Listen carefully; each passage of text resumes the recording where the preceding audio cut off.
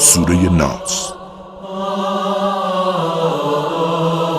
بسم الله الرحمن الرحیم. به نام الله که بخشاینده و با رحمت است. قل اعوذ برب الناس. بگو پناه میبرم به پروردگار مردم.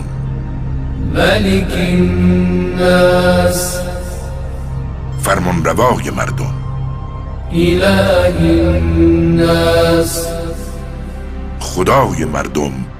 من شر الوسواس الخناس. از شر وسوسه‌گری که از نام خدا می‌گریزد. الذی یوسوس فی صدور الناس. همان که در سینه‌های مردم وسوسه به پا می‌کند.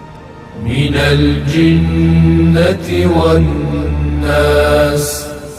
چه از جنیان باشد چه از مردمان. راست گفت خداوند بلند مرتبه و عظیم.